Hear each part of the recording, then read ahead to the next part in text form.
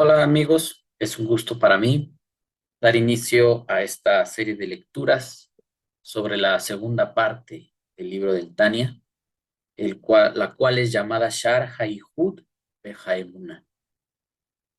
Es una sección que al parecer estaba contemplada para ser el inicio de estas compilaciones del primer Rebbe de Chabad, pero por situaciones de edición que desconocemos, quedó desplazada hasta el segundo lugar. Sospecho que por el contenido de la primera parte, Sefer Shel Beinonim, los 53 capítulos que ya hemos leído en su momento y que ya no están disponibles en el canal porque los he borrado, pienso mejorarlos más adelante. Como tiene ahí pues bastante información básica, conceptos así, digamos, fuertes de la doctrina hasídica del Rebbe, se habrá decidido dejarlo al inicio.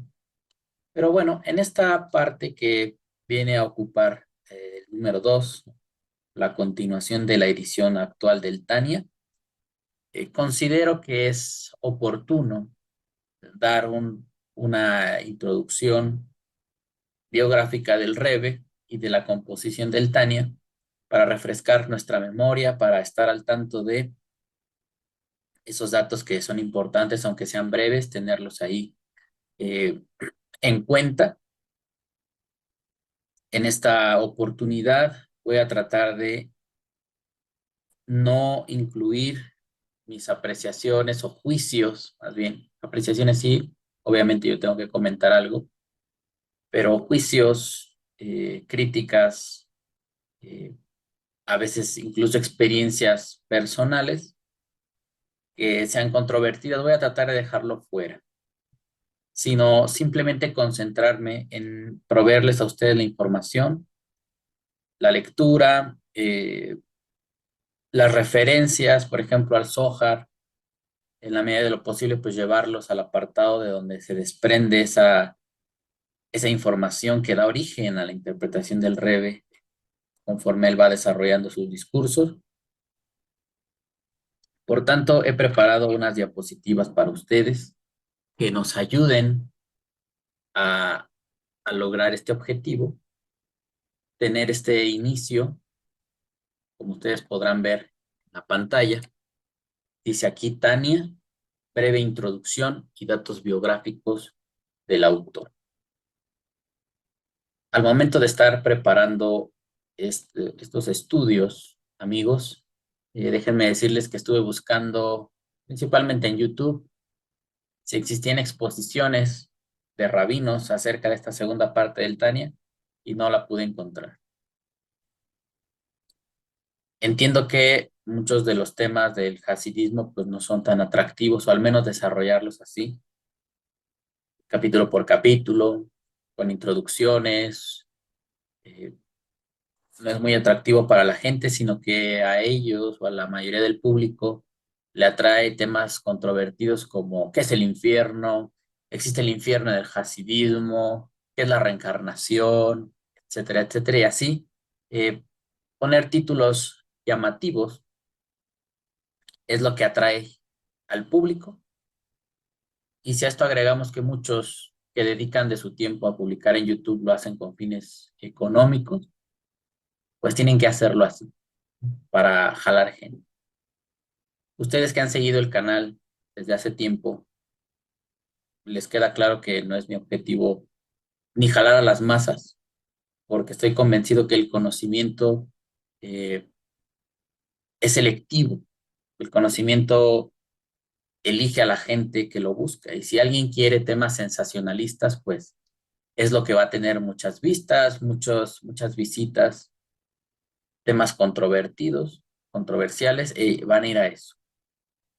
Pero la enseñanza hasídica, la enseñanza de la Torá, me parece que ese no es su objetivo, sino educarnos, instruirnos y hacerlo con la mayor profundidad posible que nuestra alma esté dispuesta a aceptar. Esas características, pues tristemente no la vamos a encontrar en cualquiera. Usted platique con gente que conozca de su alrededor. y seleccione cuánta gente piensa con profundidad sobre cualquier tema, no tiene que ser de la Biblia, sobre los hijos, sobre el trabajo, sobre los gobernantes, sobre política, sobre la ciencia, sobre a dónde va la humanidad, sobre sí mismo, sobre la salud. ¿Quién de ellos piensa profundamente en todo lo que hace? ¿Y cuánta gente es superficial, piensa solamente en dinero, en divertirse, en estar de ociosa, viajar? Que en sí mismo estas cosas no son negativas, pero teniendo el hombre frente a sí tantas cosas que mejorar, estando rodeados de tantos conflictos que son generados por nuestros errores, por nuestras deficiencias, nuestra pobreza espiritual, nuestra pobreza emocional e intelectual, pues si nos ocupáramos más, si dedicáramos más de nuestro tiempo a refinarnos como personas, aunque no fuera por medio de temas bíblicos, la humanidad sería mejor. No habría tantos problemas sociales, pero como la mayoría de la gente está en esa, digámoslo así, en esa categoría, pues tenemos lo que tenemos. Entonces, amigos, ya vamos pasando a lo principal. Usted puede ver la carátula donde tiene la palabra Tania en hebreo y dice breve introducción y datos biográficos del autor. La palabra Tania se desprende de, pues es una expresión talmúdica. En algunos videos que grabé sobre el Talmud, nos podemos encontrar este término, sobre todo en la Gemara, porque cuando fue compilada la Mishnah, todas esas enseñanzas decían Mishnah, ¿sí? Mishnah Tania, la Mishnah enseña, y siempre eran conocidas o son identificadas como Mishnayot, enseñanzas concretas que datan del primer siglo hacia atrás. En aquellos tiempos, esas enseñanzas se transmitían oralmente, y cuando fueron compiladas ya por escrito, reunidas por escrito, se les llamó Mishnah, una repetición. Y dentro de ese gran cúmulo de tradiciones judías, de cómo se explicaban los rabinos la práctica de la Torá, de algunos preceptos, pues no se podían incluir todas. Y aquellas que no quedaron seleccionadas para ser escritas en la Mishnah, fueron recordadas y traídas en la Gemara, y cuando son citadas con esta palabra, Tania, se enseñó, y es ahí donde se hace esa distinción entre la enseñanza de la Mishnah y luego viene la, este cúmulo de enseñanzas fueron transmitidas por los Tanaim, que se imaginarán que son términos iguales. Los Tanaim pues eran los maestros.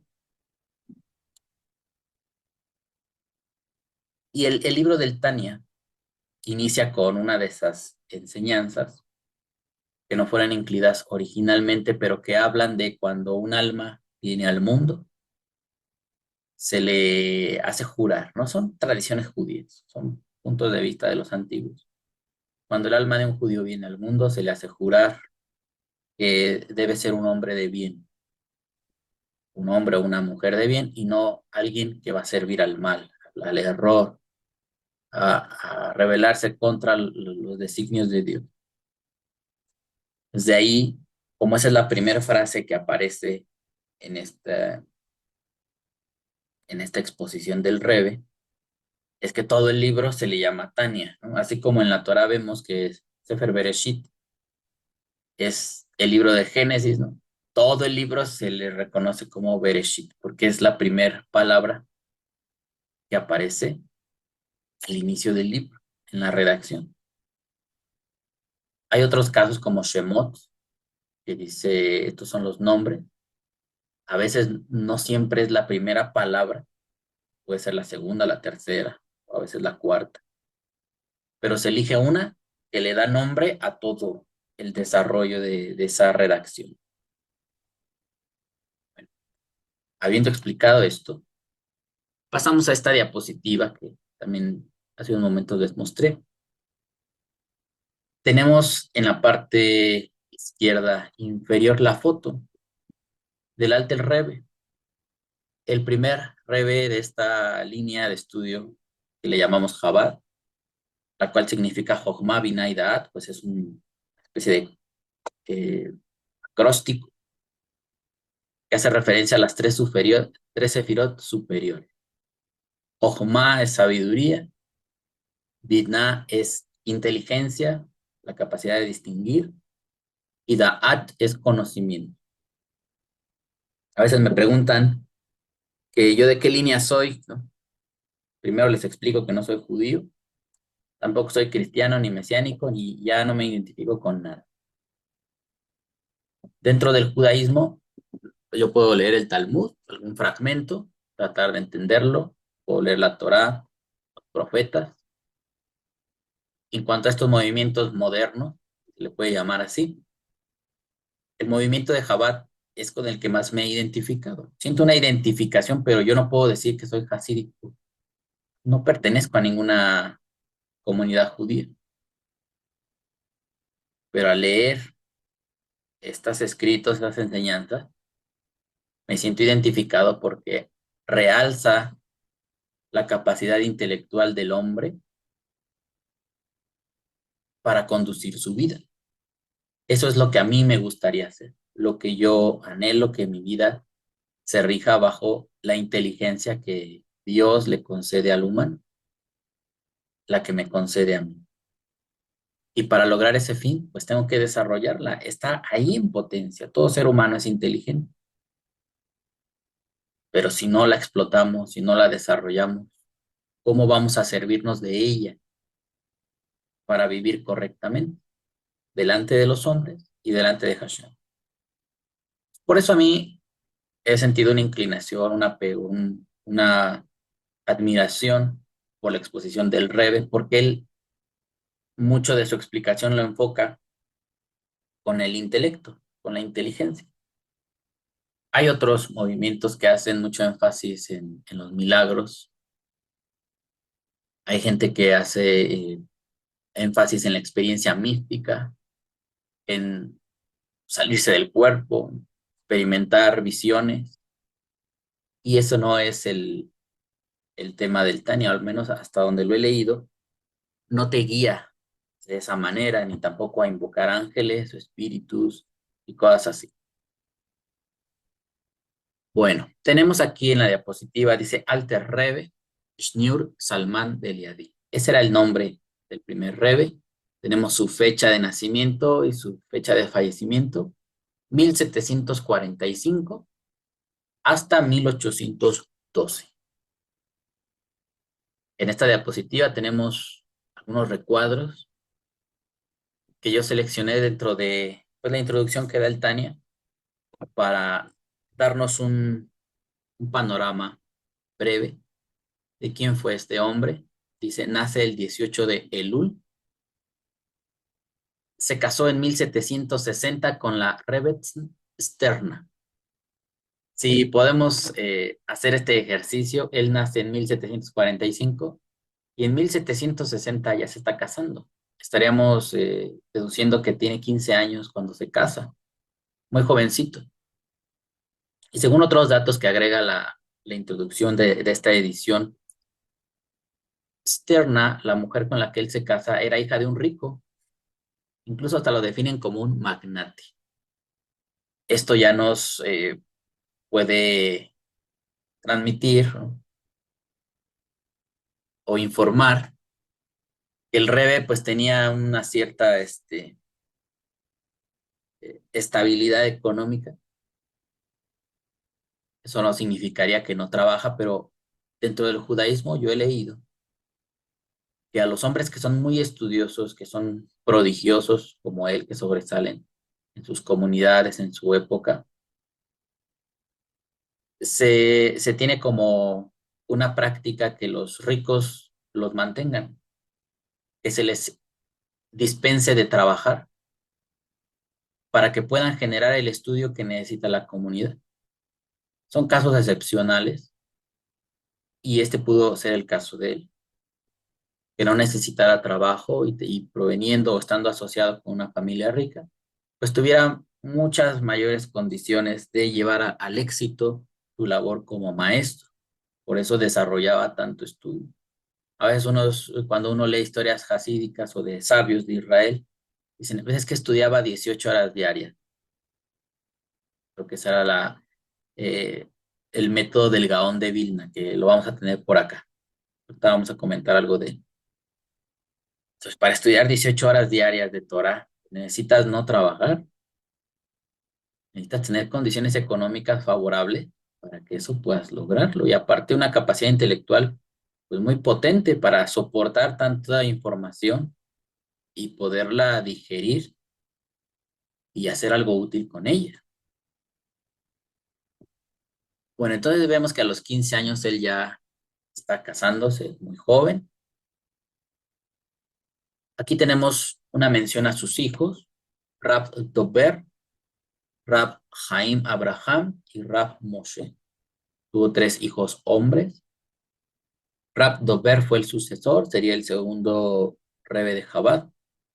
Y después tenemos una mención a sus hijas, que fueron Freida, Deborah Leah y Rachel. En 1764 visita Mesrich, entre paréntesis, Ucrania. Estuve investigando dónde está esta ciudad. Había una de nombre parecido en los Países Bajos, que es Holanda. Y también hay otra en Ucrania, ahora que es un tema de actualidad, la guerra de Rusia con Ucrania. Precisamente el rebe de Jabal está Lubavitch, es una ciudad rusa, y él pues se desarrolló, creció en Rusia, y pues Rusia está pegado a Ucrania.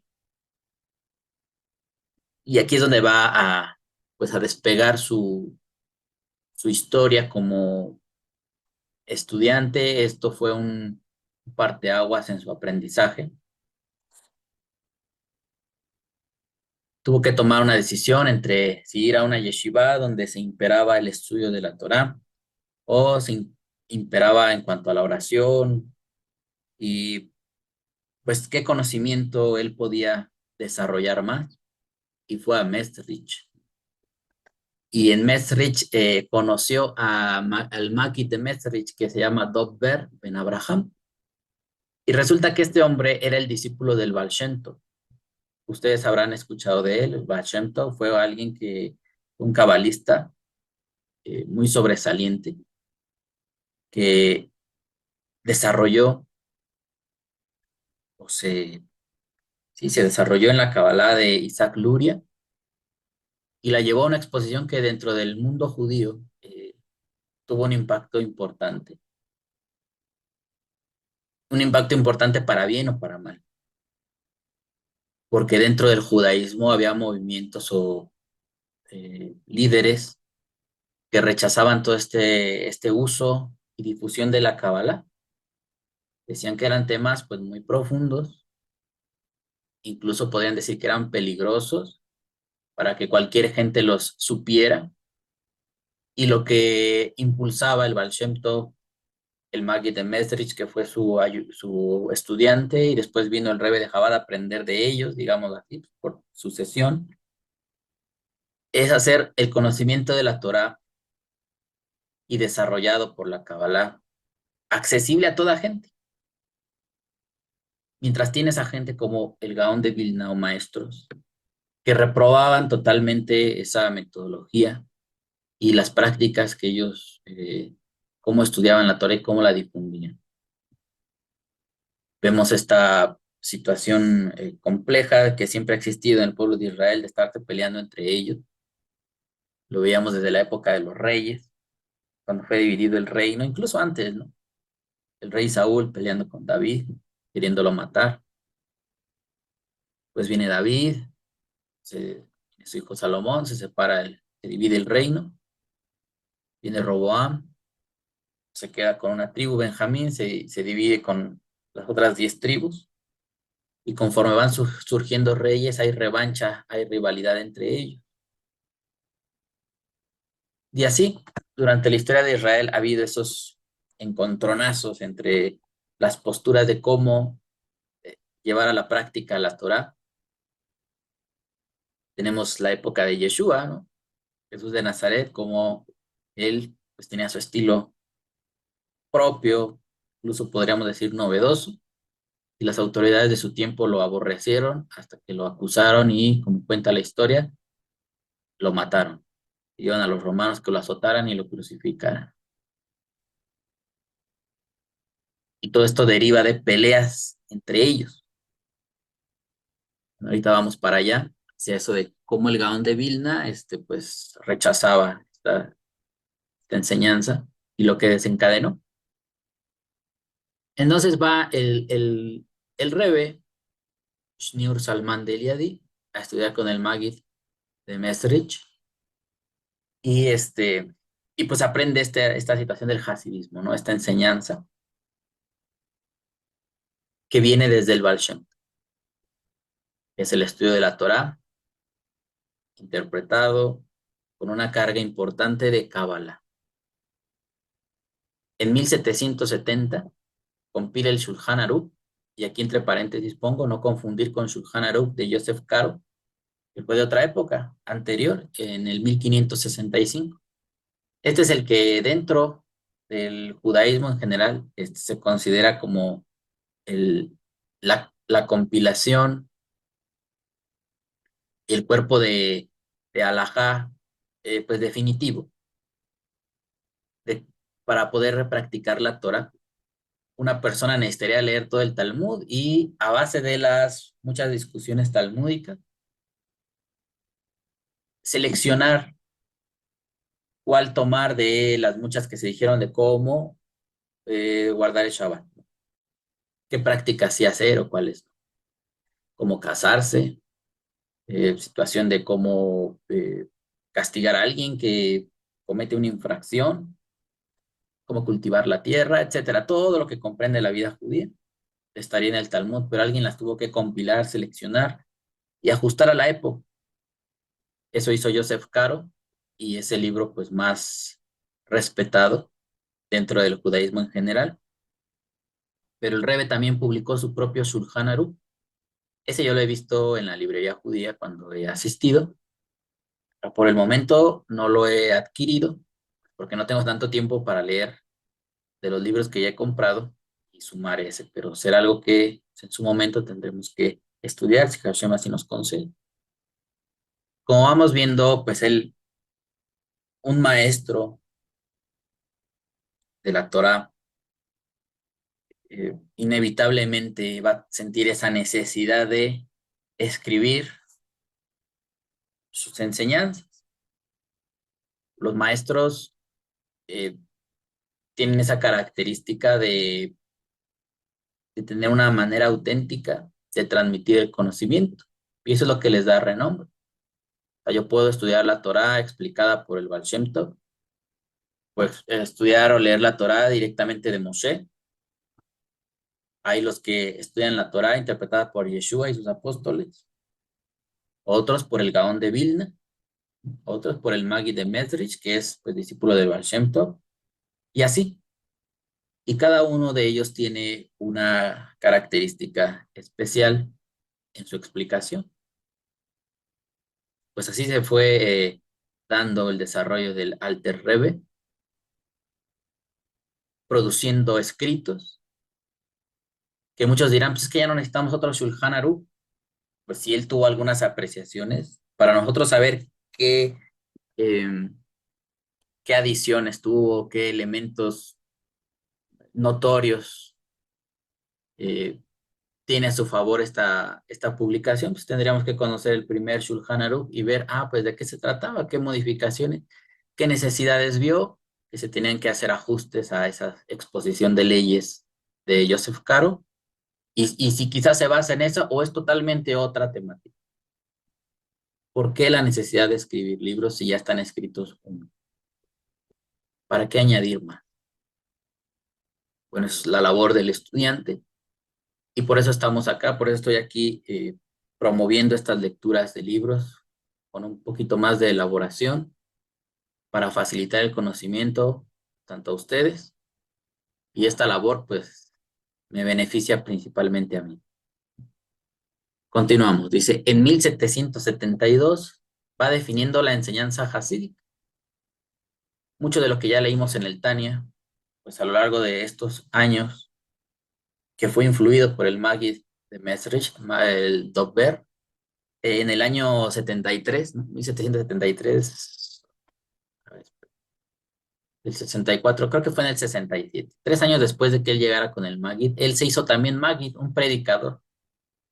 Viene de un verbo, yo lo he visto en la Torá, higido, gid, gad, esa palabra significa decir, alguien que dice las cosas.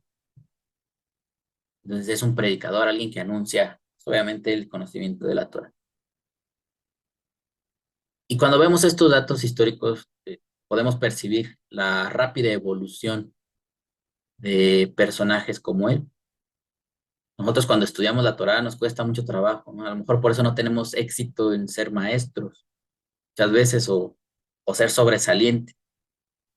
Hay gente que rápidamente comprende las cosas y luego las explica con más exactitud de como a él se la explicaron. Y es lo que los vuelve brillantes. Y otros leemos la Torá, la releemos y nos cuesta y se nos olvidan las palabras. Y es ahí, pues, donde no podemos, pues, compararnos con ellos. En 1772 va definiendo la enseñanza hasídica. En 1774 trata de reunirse con el Gaón de Vilna, pero se niega a recibirlo.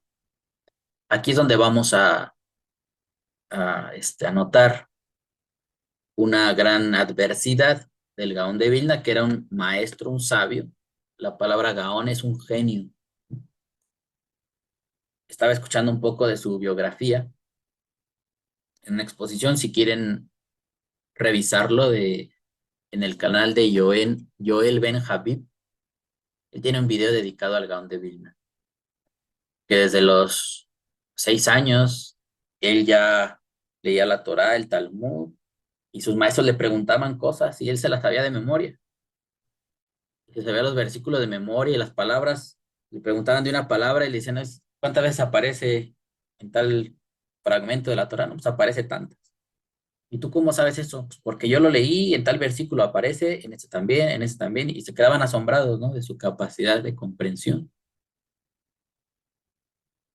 Y pues lo dedicaban, lo enviaban con algún rabino, y al poco tiempo ese rabino se sentía superado por el Gaón de Vilna y decía, pues es que este niño está fantástico, ¿no? Está fuera de lo normal.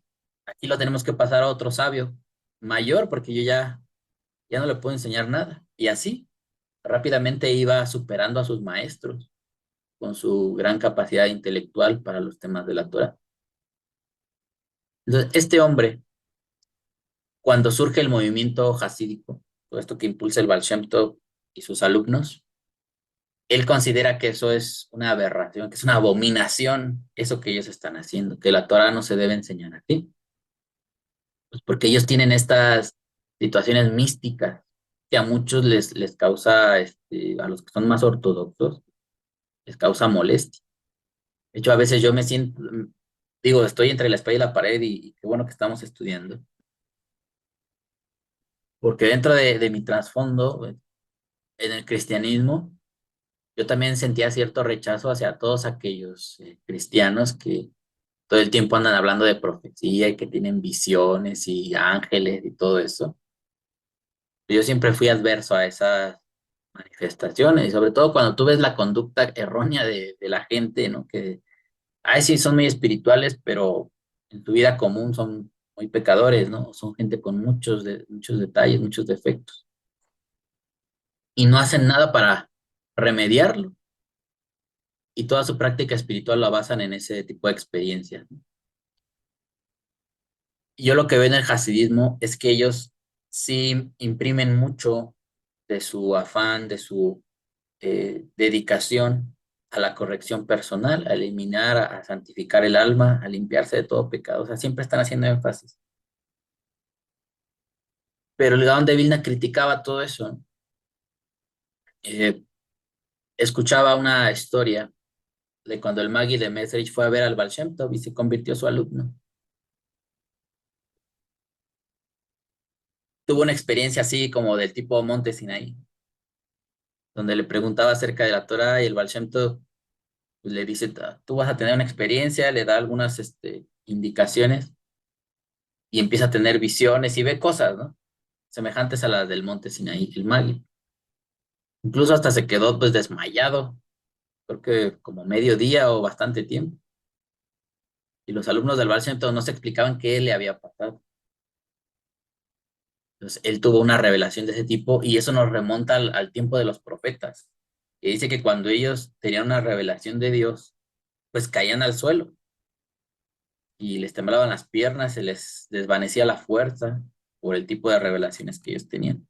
Entonces, este movimiento jasídico está pues transmitiendo ese tipo de cosas y sería lógico que a un hombre intelectual que todo lo basa en la lectura de la Torá, el Talmud, en exponer en una sinagoga, que de hecho dicen que él nunca se hizo cargo de una sinagoga, que era un gran maestro, pero nunca se dijo yo voy a hacer me voy a encargar de una sinagoga.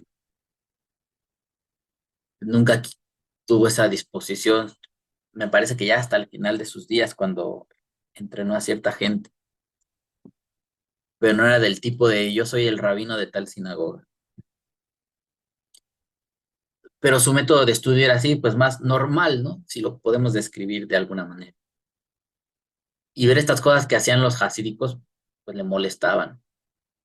Y me parece que incluso hasta abogaba así por si alguien habla con esa gente, debe ser excomulgado. Y todo el que, o sea, sacado del judaísmo, sacado de la sinagoga, y estos nunca deben entrar en nuestra sinagoga, no tenemos nada que ver con ellos.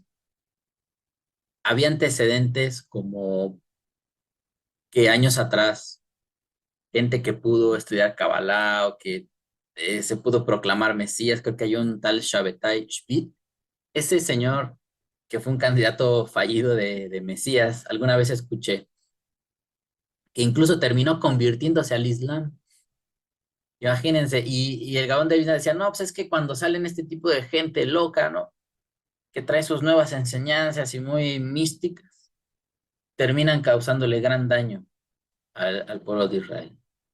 Lo mismo vemos en el caso de Yeshua, que hasta el día de hoy sigue la controversia, están los grupos mesiánicos defendiendo su mesianidad, pero a raíz de su enseñanza y lo que generaron sus apóstoles, sus alumnos, pues hubo una división importante en el pueblo de Israel y defender una postura y la otra, pues después los llevó a rebelarse contra Roma. Otros judíos, ahí proyectando a su Mashiach, los mesiánicos diciendo que era Yeshua, que ya había muerto, pero resucitó y que un día regresaría. Total que terminó Roma arrasando. Entonces el Gaón de Vilna decía, no, es que cuando salen este tipo de cosas, de movimientos, resulta un gran daño para la nación de Israel, para el pueblo esparcido, ¿no? Y si veía que las cosas estaban bien, pues los veía como un peligro. Y sabiendo estas cosas, seguramente el Rebe en 1774 trató de visitarlo. Habrá querido entrevistarse con él y hablar, oiga, pero ¿por qué nos desprecian? ¿Por qué nos excomulgan? ¿Por qué nos rechazan? Pero se negó a recibirlo. Entonces, esto es 1774. Pasaron los años y fallece el Gaón de Vilna y se esparció el rumor de que algunos hasídicos se alegraron, pues porque era tal el aborrecimiento que ellos sentían, el Gaón de Vilna y pues la gente que lo seguía a él hacia los hasídicos, que algunos se habrán alegrado y eso le molestó a los alumnos del Gaón de Vilna que fallecía o que recientemente fallecía y fueron los alumnos a acusar al Rebbe de Chabad, ¿no? Como en venganza de esto, aunque él nunca había hecho nada, ¿no? Sino decía que algunos hasídicos. que se alegraron de la muerte del Gaón, fueron a acusarlos con las autoridades de Rusia, a decirles que los hasídicos colaboraban con los turcos. Y en aquellos tiempos, pues los rusos tenían problemas con los rusos con los turcos. Los turcos estaban asentados bueno, en la región del Mediterráneo donde ellos habitan, hasta la tierra de Israel. Y dentro de la biografía del Alter Rebbe, hubo un maestro que estaba asociado con él, que hizo un viaje a Israel. Y lo que hacían los hasídicos es enviar provisiones para esos alumnos que estaban allá en la tierra de Israel, para que sobrevivieran, porque no eran muy buenas condiciones. De hecho, lo leímos apenas en Pele Yoetz, cuando el tema de la tierra de Israel está aquí en el canal. Eliezer Papua no recomendaba que los judíos fueran a Israel a vivir, salvo si ya era el esposo y la esposa ya sin hijos, que ya sus hijos fueran adultos y cada quien habría hecho su vida aparte, porque las condiciones para vivir allá eran muy precarias, muy difíciles. Lo que hacían los judíos de fuera de Israel era enviar provisiones, recursos a los que estaban allá. Y era lo que hacían los hasídicos. Y aprovechando eso, los alumnos del Gaón de Vilna los acusaron de que ellos estaban colaborando con los turcos. Y pues fueron y apresaron al Alter Rebbe, lo metieron a la cárcel por eso. Y después de unos cuantos días, pues ya lo lograron liberar. Porque pues demostró que él no tenía nada que ver con los turcos. Él ayudaba a israelitas, a judíos que se habían ido a la tierra de Israel, no a turcos, ni tenía nada que ver con eso. Pero vean hasta dónde llegan las rencillas, las peleas entre expositores de la Torá, si son hermanos, son gente del pueblo de Israel, el pueblo escogido, y se pelean a ese grado. O sea, ellos pudieron llevar a la muerte al Rebbe de Chabad y que lo mataran los rusos, así como nos cuenta la historia de Yeshua, ¿no? Que tanto lo odiaban que le pidieron a los romanos que lo mataran. Es algo lamentable del pueblo de Israel, pero a pesar de que sean cosas tristes, hay que aprender de ello y, y buscar la manera de aprender de su sabiduría y no caer nosotros en lo mismo, que en nuestro tiempo estemos peleando con los cristianos o que estemos peleando con los mesiánicos o con los judíos. Cada quien tiene que hacerse responsable de su búsqueda de Dios y dejar a un lado todos esos conflictos religiosos que no nos llevan a nada. Podemos caer en las peores bajezas y eso yo pienso que no es lo que Hashem espera de nosotros. Por eso consideraba oportuno que para iniciar nuestra lectura de la segunda parte del Tania, tuviéramos un poquito más de contexto sobre cómo se dio la vida del Alter Rebbe, su enseñanza, ¿no? Todas estas eran condicionantes para su enseñanza, que queramos o no, influyen en cómo enseña un maestro. El siguiente recuadro dice de 1791 a 1797, desarrolla escritos sobre el Talmud, la ley judía, el hasidismo, publica Ilhot Talmud Torah y el Tania. El Tania fue lo último, en 1797. Esa es la fecha de publicación. Había estado escribiendo cartas y fragmentos del Tania y los enviaba a sus alumnos, que él mismo cuenta en la introducción que le hacían preguntas y él les respondía a veces por cartas o lo visitaban y les daba respuestas, pero dijo, pues nunca voy a dejar de recibir preguntas, mejor escribo un libro donde voy a tratar de responder a las principales inquietudes o necesidades de aprendizaje de la mayoría de la gente que me visita. Y así es como surgió el Tania. Y ya el último recuadro que puede ver en la pantalla dice, en esta parte inferior derecha, fallece en Piena, provincia de Kurt, el 24 de Tebet. Como les decía al inicio, este solamente es una introducción muy breve. Primero acerca del personaje que escribe el Tania. Ahora pasamos a la composición del Tania. También va a ser muy breve. Espero estar siendo claro. Si les confundo en algo, podrían dejar un comentario. Y no olvide que también usted tiene la grandísima oportunidad de indagar por sus propios medios y ampliar toda esta información y incluso pues verificar si lo que le estoy informando es real o está equivocado. Composición del Tania, llamado Likutei Amarim, en su primera edición, en 1796. Ahorita veíamos en la diapositiva anterior, yo les dije 1797. Puede ser que no se tengan las fechas exactas.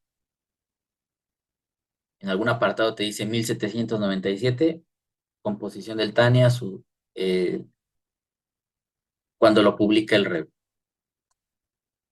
Pero aquí, por ejemplo, en este recuadro, 1796. Habrá estado entre la mitad de un año y el inicio del otro. No no nos representa mayor dificultad ese dato. La primera vez que se publicó fue llamado Likutei Amarim, que es una compilación de los dichos. Posteriormente se hizo otra edición, donde ya el título se le llamó Tania, que es esta palabra, ¿no?, que deriva del Talmud, de una enseñanza que habla de cuando un alma desciende al mundo, un alma de un judío. Tania, se enseñó esto acerca de las almas cuando descienden, se les hace jurar que van a ser rectas y no pecadoras, no, no malvados, no rasha, que no van a ser sadikim. Bueno, en la segunda edición fue que obtuvo el nombre del Tania, se le colocó como el Tania. Está compuesto de 5 partes. Se me hace un dato curioso, ya que dentro de la Kabbalah, si ustedes han leído un poquillo acerca de esto, también se habla que el alma del judío se desarrolla en 5 niveles. La propia Torá es el Humash, los 5 libros, ¿no?, que viene de la palabra Hamesh, Hamishah, que es el 5 en hebreo. Entonces, 5 partes tiene el Tania también. La número 1 es Likutei Amarim, o Sefer Shel Beinonim, que es la primera parte. Como les decía, leímos el año pasado. Número 2, Shar Haihud Behaemuna.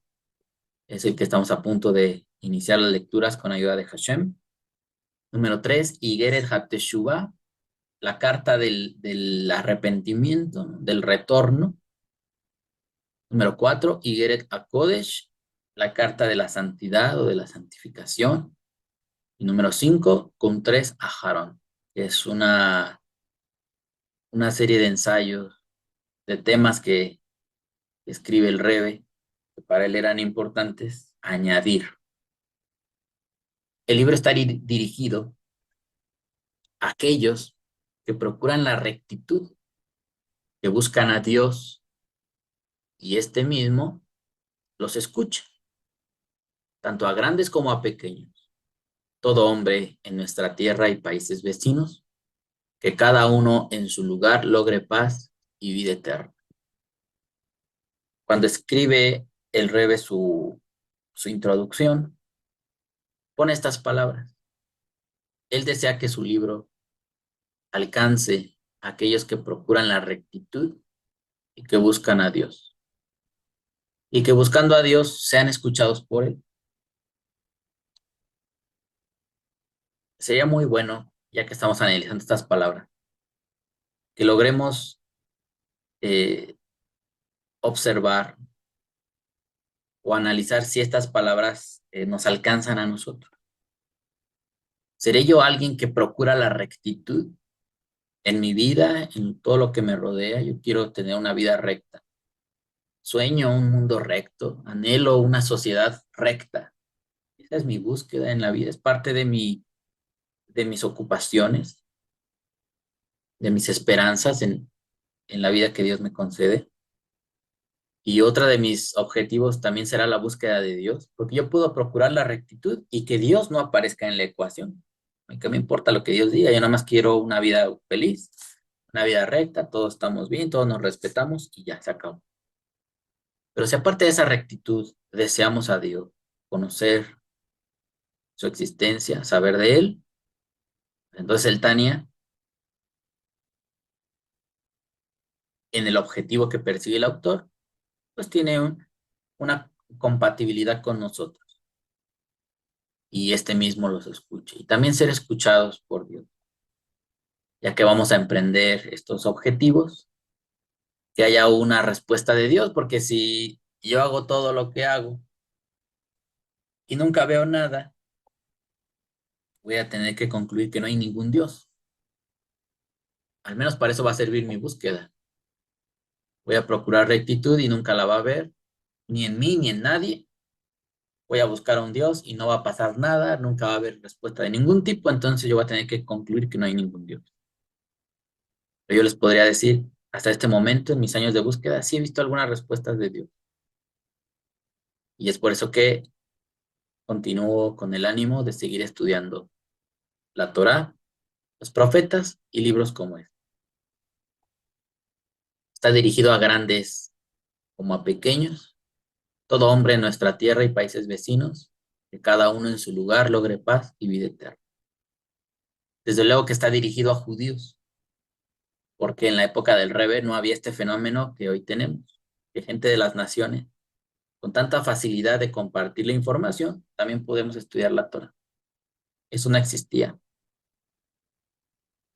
O si lo llegó a ver, pues eran los conversos que llegaban a una comunidad judía, se hacía judío y ya empezaba a estudiar.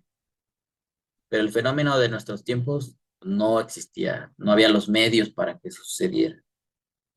Así que estamos en unas condiciones excepcionales. La obra es una compilación, Likut, de ahí viene la palabra Likutei Amarim, Likut, ¿no? Una compilación, una reunión de enseñanzas procedentes de las escrituras, la Biblia de los judíos, el Talmud y la Kabbalah. Entre paréntesis pongo el Zohar. Son tanto enseñanzas escritas principalmente como los dichos, las anécdotas, historias que ellos contaban. Todo eso forma parte, el Rebbe hizo una selección de todo ese conocimiento.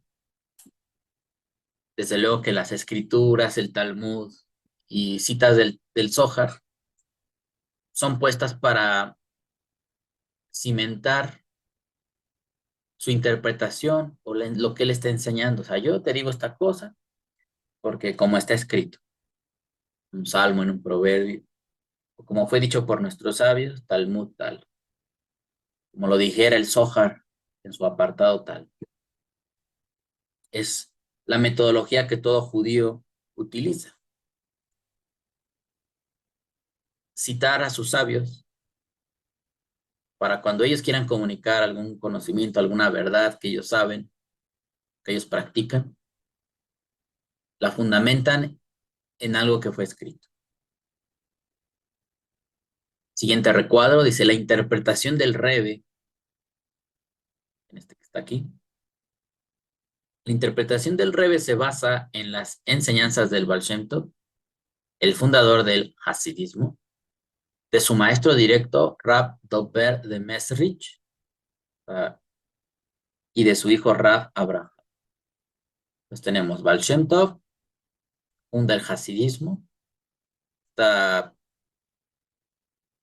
esta doctrina, ¿no? Este movimiento que trata de acercar al judío con la manifestación o sea, el cumplimiento de las cosas que hay en la Torah, que el judío las pueda vivir.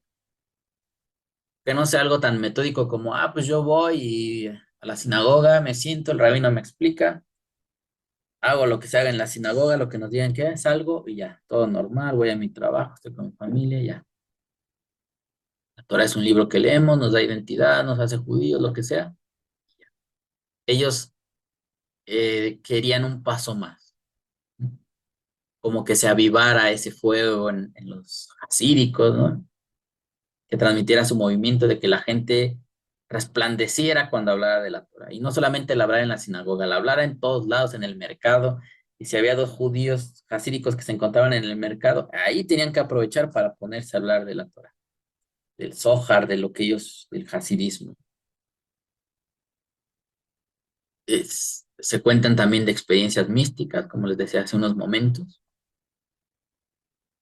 de ir a otras dimensiones, experimentar situaciones como los profetas, ¿no? De revelaciones. Dentro de un video que vi sobre cuando el Magi de Mesrich fue a ver al Baal Shem Tov, como él le causó que tuviera esa revelación, tipo Monte Sinaí, cuando los alumnos le decían al Baal Shem Tov, oiga, pues, explíquenos cómo fue eso del Monte Sinaí. Y les decía, no, pues a mí no me pregunten, vayan con el Magi de Mesrich. O sea, a mí que me preguntan si él ya tuvo una revelación parecida. Él es el más adecuado para que les enseñe, no yo, aunque yo soy el maestro, aunque tal vez yo sé más. Pero él acaba de tener una experiencia mística de ese tipo. Entonces, él es el más apropiado para que les enseñe. Entonces, ahí va tomando esa característica. Yo lo que he leído del Tania, no es que te enseñen cómo le hagas, ¿no? Como otros expositores de Kabbalah que te dicen que te sientes, que pongas las manos en tus piernas, que cierres los ojos, que visualices una estrella de David y que todas esas indicaciones que te dan para tener experiencias místicas. Yo nunca lo he intentado, no soy apegado ni hasta este momento no he buscado ese tipo de cosas, no me llaman la atención. El Tania, aunque son hasídicos, no te va a decir tampoco estas cosas. Y el Baal Shem Tov no parece que sea de ese tipo de maestros. Digo, me falta mucho a mí por aprender. Sino que eran cosas que en ese momento Dios las concedía, ¿no?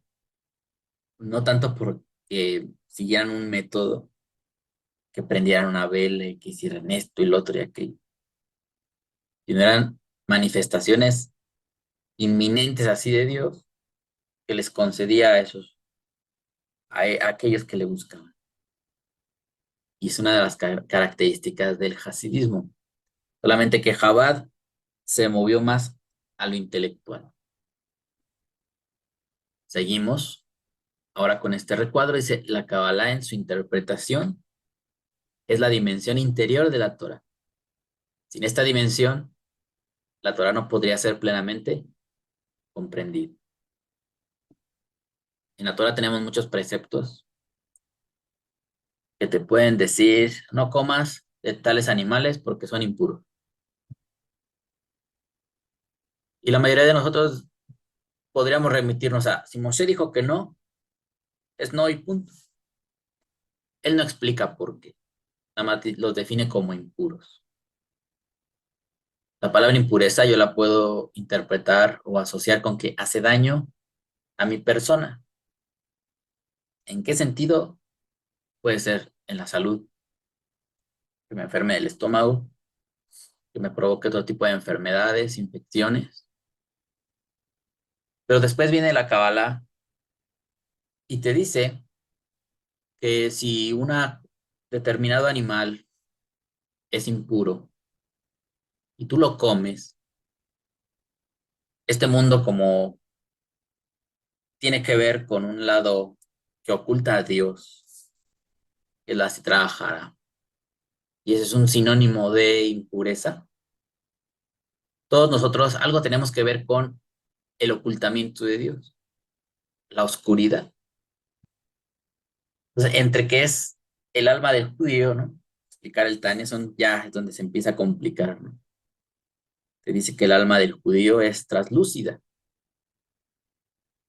tiene un aspecto que bloquea la luz, es algo opaco, pero también la permite. También es un medio por el cual la luz de Dios entra a este mundo. Siento que este mundo es un ocultamiento a Dios. Dios no está revelado. Entonces, si yo me alimento de cosas impuras, lo que se va a hacer, lo que va a resultar es que mi alma se incline, mi ser, mi existencia, se incline a lo impuro y no va a poder fluir manifestación de Dios sobre mí. Si yo leo la Torah, no me va a hacer efecto benéfico porque yo estoy comiendo puerco, estoy comiendo rata, estoy comiendo iguana y conejo, animales prohibidos. Eso no te dice Moshe, pero los cabalistas lo llevan a ese grado de decir, hay algo interior. ¿Y por qué esto? Pues porque cuando yo como, y si eso está determinado como algo impuro, esos componentes impuros se van a ir a mi cuerpo y se van a integrar a mi sangre, y en mi sangre está el alma. Por tanto, mi alma va a tender a la oscuridad, a la impureza, al bloqueo de la luz. Incluso te llegan a decir, si tú te alimentas de un alimento impuro y estudias Torah, ese estudio no es tomado en cuenta. ¿Por qué? Porque las chispas divinas de ese alimento impuro tú no las puedes transformar en luz. Por eso te dijeron que era impuro para que no las comieras, porque no se pueden transformar en luz. Mientras que la Kabbalah también sostiene que hay otros alimentos, los que son puros, que si del todo no revelan a Dios, cuando tú los comes, te alimentas de ellos, te da fuerza a tu cuerpo y esa fuerza tú la utilizas para estudiar y enseñar Torah. ¿Qué hiciste? Ese alimento que era un conejo, no, perdón, una vaca, un cordero, iba a decir cordero en vez de conejo, ¿no? Un cordero, cualquier alimento permitido, ¿no? Unas semillas, harina, lo que sea. En sí mismo eso no revelaba a Dios. Pero al momento de alimentarte a ti y con esa fuerza tú estudiar y enseñar Torah, haces que otros evidencien a Dios, la existencia de Dios. Tú ya transformaste eso en chispas divinas.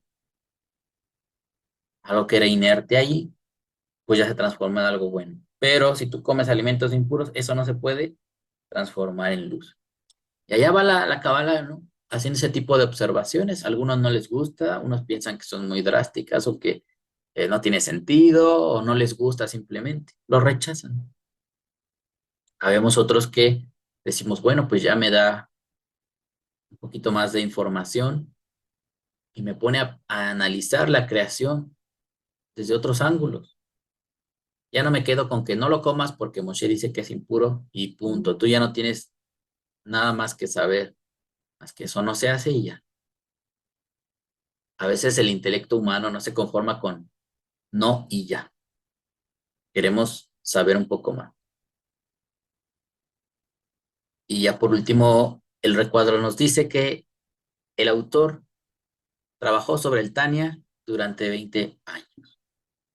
Este libro que hemos leído, su primera parte, Sefer Shel Beinonim, y ahora nos disponemos a la segunda, le tardó al Rebbe 20 años, con todas sus capacidades y su gran saber.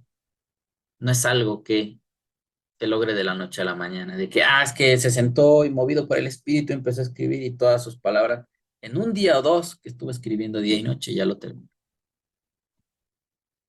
Esto a mí me lleva a concluir que es el trabajo de su experiencia como maestro, de analizar, de poner por escrito ciertas conclusiones, pero pasó el tiempo y esas conclusiones las modificó por otras circunstancias, otras anécdotas, y pudo agregar más o rectificar palabras, hasta ir escogiendo la mejor manera de transmitir su enseñanza, a lo que él aprendió, y dejarles esa herencia a sus alumnos, a sus comunidades,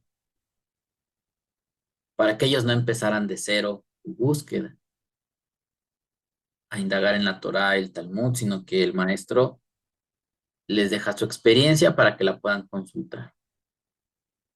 Y eso sería brevemente esta exposición introductoria, amigos, para que entonces ahora sí podamos pasar a la lectura de esta segunda parte, Shar HaYichud Be Haim.